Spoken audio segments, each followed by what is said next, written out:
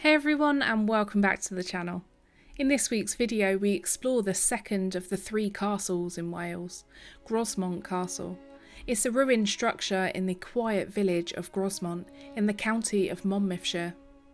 In 1405, Grosmont was an important medieval marchers' town and was once one of the largest and most prosperous towns in Gwent and South Wales. Only Carmarthen and Abergavenny were greater in size. The fortification was established by the Normans in the wake of the invasion of England in 1066 to protect the route from Wales to Hereford. This was possibly commissioned by William Fitzosborne, the Earl of Hereford, who originally built an earthwork design with timber defences. So join us whilst we wander the remains and explore the backstory of Grosmont Castle.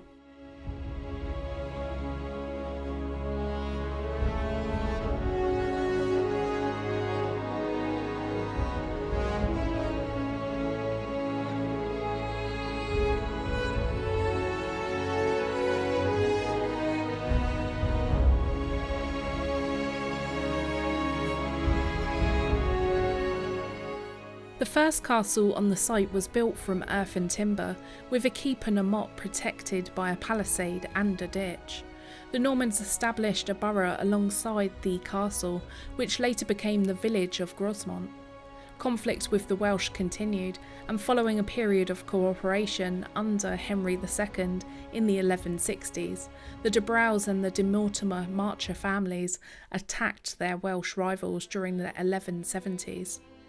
Leading to a Welsh assault on nearby Abergavenny Castle in 1182. In response, the Crown readied Grosmont to face a potential Welsh attack. Over the next 3 years, £15 was spent on the castle under the supervision of Ralph of Grosmont, who was a royal official, probably for the works on the timber fortifications. Later, in 1135, a major Welsh revolt took place, and in response, King Stephen brought together Grosmont Castle and its sister fortifications of Skemfrith and White Castle to form a lordship known as the Three Castles, which continued to play a role in defending the region from Welsh attack for several centuries. In 1201, King John gave the Three Castles title to Hubert de Burgh. Hubert was a minor landowner who had become King John's household chamberlain while still a prince, and went on to become an increasingly powerful royal official once King John inherited the throne. Hubert began to upgrade his new castles, and he started with Grosmont, where he rebuilt the hall block in stone. Hubert was captured fighting the French in 1205, and whilst he was imprisoned, King John took back the castles and gave them to William de Braos, one of Hubert's rivals. King John subsequently fell out with William and dispossessed him of his lands in 1207. But de Braos's son, also called William, took the opportunity of the chaos during the First Barons' War to retake the castles for himself. Once released from captivity, Hubert regained his grip on power, being made the Earl of Kent, before finally recovering the Three Castles in 1219, during the reign of King Henry III. He resumed his work at Grosmont, rebuilding the timber walls in stone and adding 3 mural towers and a gatehouse to its defences. The result was a secure, high-status accommodation.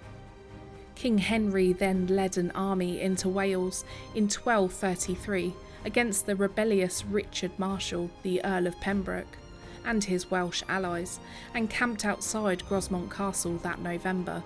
Richard carried out a night attack on their encampment, and whilst not taking the castle itself, he forced the rest of the king's army to flee in confusion. The Welsh threat persisted, and in 1262 the castle was readied in response to Prince Llewellyn's attack on Abergavenny in 1262. Commanded by its constable Gilbert Talbot, Grosmont was ordered to be garrisoned by every man and at whatever cost. The threat passed without incident. The castle's final military role was during the revolt of Owain Glyndwr at the start of the 15th century. There was a battle between the Welsh and Richard Beauchamp, the 13th Earl of Warwick, near Grosmont in 1404, leading to an English victory. In 1405, Owain dispatched an 8,000 strong force to attack Grosmont Castle under Rhys Gethin's command. When the king sent a relief force, Prince Henry wrote to his father, informing him of the great slaughter inflicted on the Welsh. Although there is no confirmed verification, they likely suffered a significant loss of lives, including Rhys Gethin, their commander. Some historians suggest that between 800 and 1,000 Welshmen may have lost their lives here at Grosmont Castle. After besieging Grosmont by burning and ravaging the village, the royal army defeated the rebels, inflicting an estimated 800 to 1,000 casualties, but leaving the poor villagers of Grosmont destitute with around 100 properties burned. The castle originally comprised an inner and an outer ward, but the latter has been encroached upon by local gardens. The outer ward would have held rectangular storehouses and stables, and the inner ward forms a stone castle within a gatehouse, with 2 circular mural towers, a hall and a north accommodation block, on the whole being protected by a large ditch. Originally, the other timber buildings would have been raised against the outer stone wall as accommodation for the castle's servants, but only limited traces of these survive now. The gatehouse was originally a 2-storey rectangular tower with 14th century additions, including a buttressed drawbridge pit, but only limited parts of it now survive.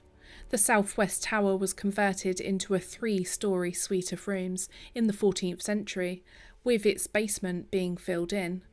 The 3-storey west tower was also altered during the 14th century, and the basement was again filled in.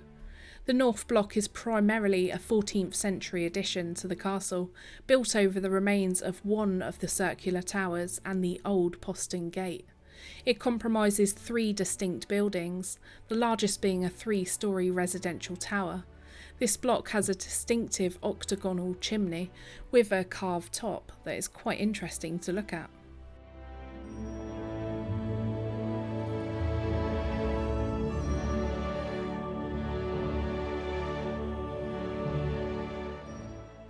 The ruins of this pretty castle reveal a building that has transitioned from a purely military role into what must have been a very comfortable set of apartments, surrounded as it later was by a deer park and gardens.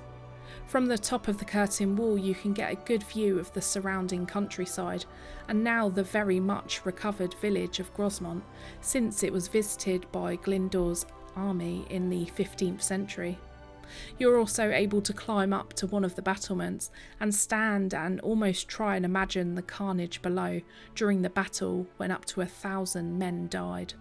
I have to say, personally for me, Grosmont is the most exciting of all 3 of the castles in the trio, but each one has a different story to tell, even though they all endured parts of the same history.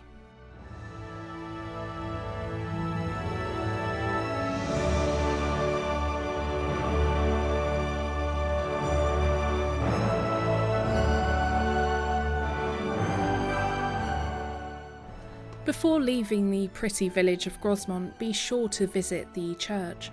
This beautiful and historic church stands almost opposite to the imposing ruin of Grosmont Castle. It is a large church built at roughly around the same time as the castle, and it retains much of its 13th century character. St Nicholas Church is built on a cruciform plan, with an impressive central tower and spire. Though much of the church was rebuilt in the Victorian period, the aisled nave is relatively intact, with a spacious medieval interior. The real treasure here at Grosmont Church is the tie beam and king strut roof, which current tests have revealed to be possibly the oldest existing church roof in Wales. A tree ring study dates the roof to the period of 1214 to 1244, suggesting that it was built during the time when Hubert de Burgh was Lord of Grosmont. This would easily make it the earliest scientifically dated roof in Wales, and the only known church roof in the country.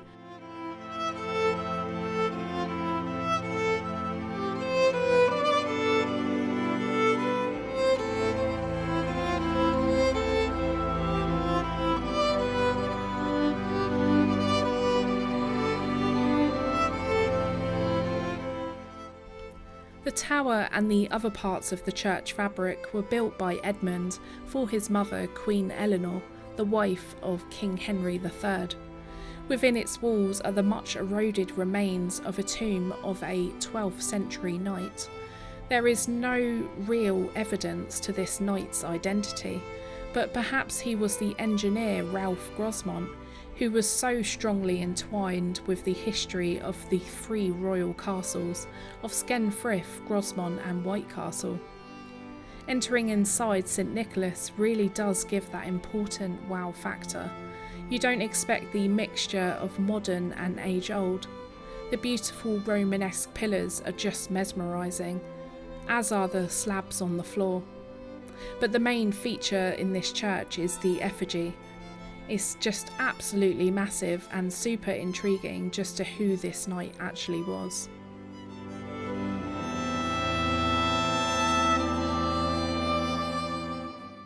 So that's it for this week, and we really hope that you've enjoyed the wonder around the castle and church of Grosmont, and it's given you some inspiration for a visit. Please be sure to hit that like button, click the notification bell to never miss a video, and even press that subscribe button.